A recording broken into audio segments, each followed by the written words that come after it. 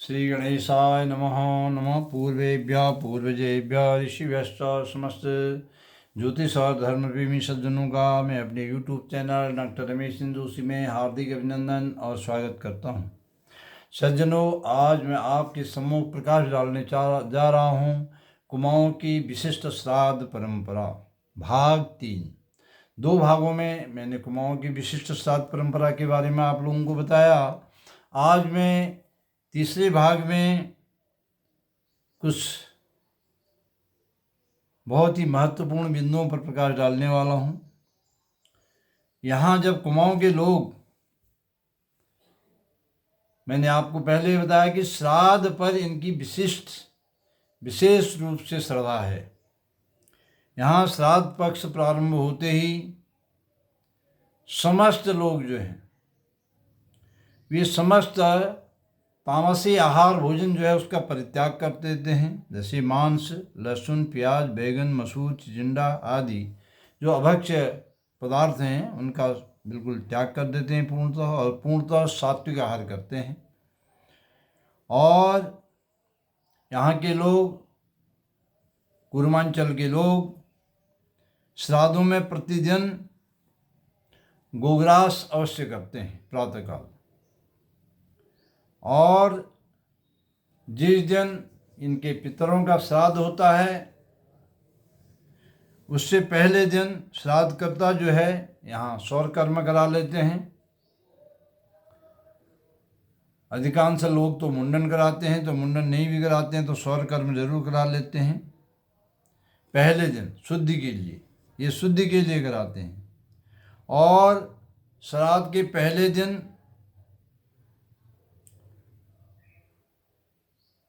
एक भुक्त, जिसको नक्त व्रत भी कहते हैं, वो व्रत करते हैं। सूर्यास्त से पूर्व भोजन कर लेते हैं, भूमि शयन करते हैं और ब्रह्मचर्य का पालन करते हैं। और इसके बारे में कुछ लोगों को प्रमाण ही आवश्यक होते हैं।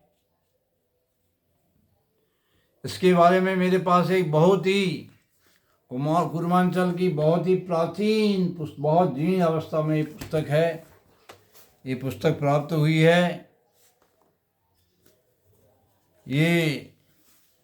इस पुस्तक में हमारे विद्वान लेखक महोदय के द्वारा स्पष्ट रूप से कहा गया है, अतएव पर्वतीयाः श्राद्ध दिनात् पूर्वदिने एव शुद्ध्यर्थम सौरम कृत्वा एक भोक्तिम हविष्यान्न भोजनम भूमौ शयनम ब्रह्मचर्यश्चा चरन्ति। ये सब विधान इसमें लिखा हुआ है। और पहले दिन जो हविष्यान्न का भोजन करते हैं, और इसीलिए पूर्व दिन पहले दिन किए जाने वाले व्रत को यहाँ जो है हवीख कहा जाता है, हवीख। और जो संस्कृत के हविष्य शब्द का अपभ्रंश है।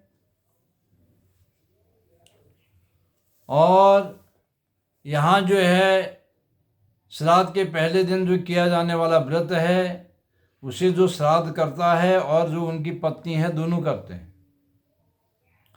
पत्नी भोजन बनाती है और जो श्राद्ध करता है वो दोनों पहले दिन भी व्रत करते हैं दोनों। और यहाँ श्राद्ध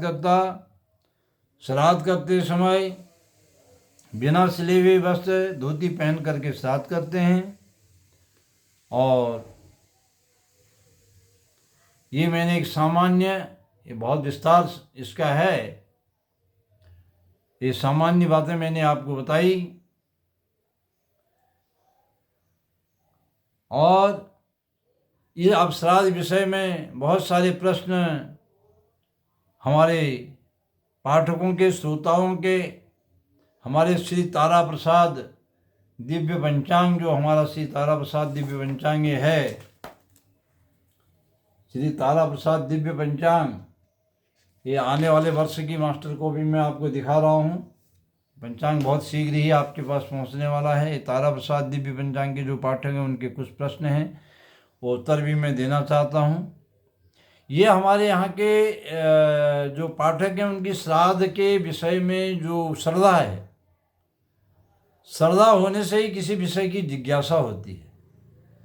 ये जिज्ञासा है, इसीलिए श्राद्ध पर सर्वाधिक प्रश्न आते हैं। ये बड़ी अच्छी बात है और हम अपने अल्प बुद्धि के अनुसार जो उनका उत्तर भी देने का प्रयास करते हैं। पहला प्रश्न आया था हमारे वीडियो को सुनने के बाद कि श्राद्ध पक्ष में शंख घंटा बजाते हैं या नहीं बजाते। श्राद्ध पक्ष में जो श्राद्ध के 16 दिन हैं, 15 दिन हैं, विशेष करके प्रतिपदा से अमावस्या तक, यही 15 दिन विशेष हैं। श्राद्ध पक्ष में इसका उत्तर ये है कि श्राद्ध पक्ष में देव पूजन, जो पंचदेव पूजन है, हमारे देवताओं की पूजा है, और जैसे पहले होते आ रही थी वैसे ही होगी। उसमें जो रोली, चंदन, नैवेद्य पहले चढ़ता था, पुष्प पहले चढ़ते थे, वैसे ही होगा। और आरती शंख घंटा नाद पूर्ववती होगा। प्रातःकाल सायंकाल की जो आरती है वो जैसे पहले होती आई है वैसे ही होगी। और शंख घंटा बजाने का इसमें कोई निषेध नहीं है, अर्थात शंख घंटा बजेंगे। और जो शंख घंटा बजाने का निषेध है वह केवल श्राद्ध स्थल पर है, श्राद्ध के समय में है, और श्राद्ध स्थल पर जहाँ पर श्राद्ध हो रहा है। श्राद्ध विशेष करके रसोई में या रसोई के आसपास ही होता है, तो उस समय ही वर्जित है। श्राद्ध के समय शंख घंट ध्वनि का निषेध है। नंबर दूसरा प्रश्न है, क्या श्राद्ध पक्ष में रोली पिट्ठा लगाने का निषेध है?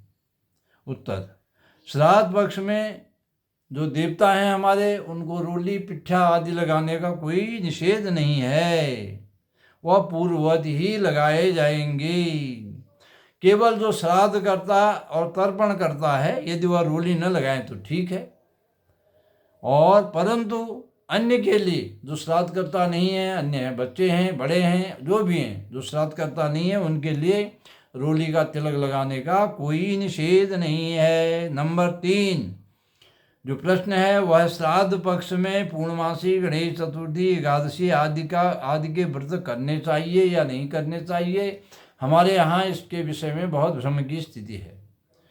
तो मैं ये कहना चाहूँगा अपने सज्जन सुधी पाठकों से, श्रोताओं से, कि जो प्रत्येक माह किए जाने वाले व्रत हैं, चाहे पूर्णमासी का व्रत है, एकादशी का व्रत है, श्री गणेश चतुर्थी का व्रत है, और जो हमारे मैदानी क्षेत्र हैं उसमें इसमें महालक्ष्मी व्रत भी होता है, जो कि अष्टमी के दिन पूर्ण होता है। ये सभी व्रत किए जाएंगे, इनमें व्रतों का कोई भी निषेध नहीं है। आप कोई भी पंचांग उठा के दे सकते हैं, सब में गणेश चतुर्थी, पूर्णमासी और एकादशी का व्रत लिखा हुआ रहता है।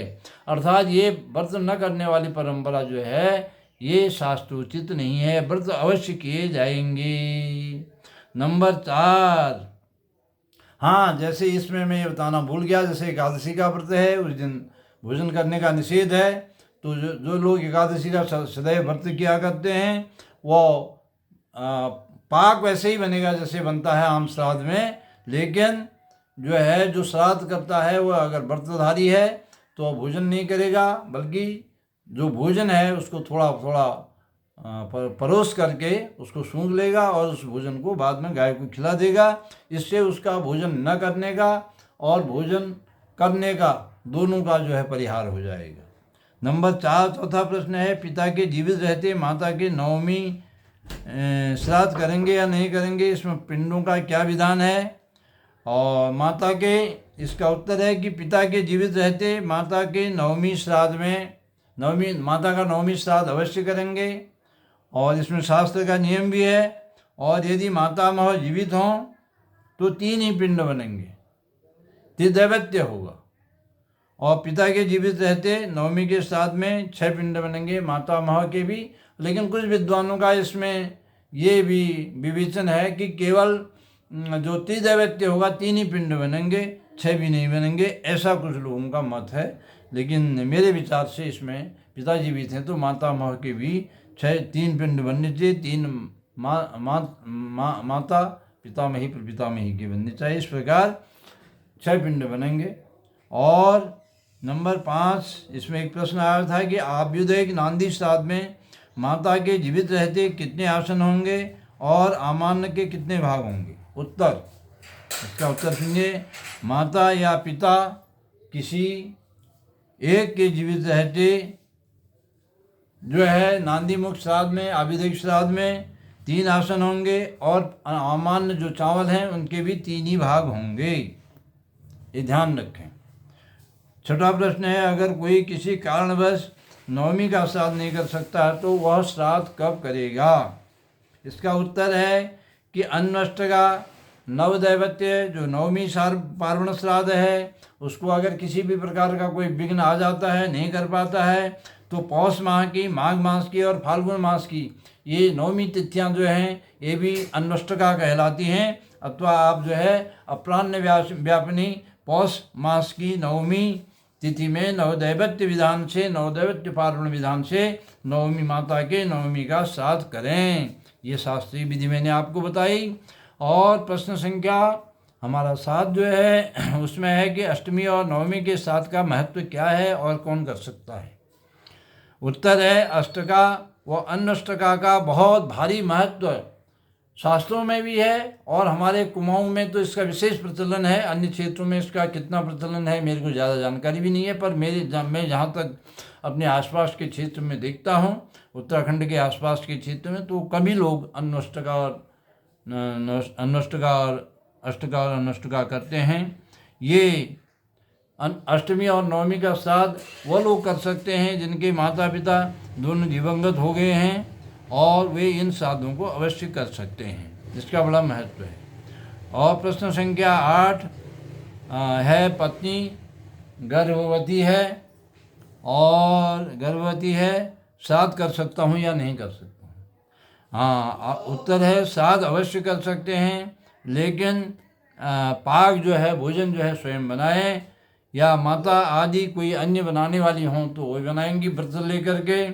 और प्रश्न संख्या 9, ये गंभीर प्रश्न ये भी आया है कि हमने समाचार पत्र में पढ़ा कि एक ज्योतिषाचार्य जी द्वारा ये कहा गया है कि वह 12 महीने में माता पिता की मृत्यु की श्राद्ध की तिथि जो भी है इन पार्वण श्राद्धों में उसी तिथि को वह श्राद्ध करेगा। मुझे ऐसा लगता है कि जिन्होंने भी ये लेख लिखा है उनको शायद कुमाऊं की विशिष्ट श्राद्ध परंपरा का ज्ञान नहीं है, इसलिए ऐसा नहीं है। आप पार्वण श्राद्धों में जो विधान मैंने पहले बताया है उस पहले भाग 1 और 2 में उस विधान से श्राद्ध कर सकते हैं। उसी तिथि को करना यहाँ आवश्यक नहीं है, ये शास्त्रीय विधान भी है और कुमाऊं की विशिष्ट श्राद्ध परंपरा में भी है। तो ये उन्होंने शायद कहीं ये इंटरनेट पर या व्हाट्सएप पर देखा होगा तो उन्होंने यहाँ प्रकाशित कर दिया समाचार पत्र में, ऐसा कोई विधान नहीं है। तो इस प्रकार से सज्जनों, मैंने श्राद्ध के विषय में आपके समस्त प्रश्नों के उत्तर दिए। आप लोगों की मंगलमय शुभकामना के साथ आपके ऊपर पितृगण जो हैं वे प्रसन्न हों और आपके पितृगण आपके पितृकार्य से प्रसन्न होकर के आपके ऊपर कृपा बरसाएं। इसी शुभकामना और मंगल कामना के साथ गिरजा माता की पद नख ज्योति का स्मरण करते हुए मैं अपनी वाणी को यहीं पर विराम देता हूँ। हरि ओम तत्सत।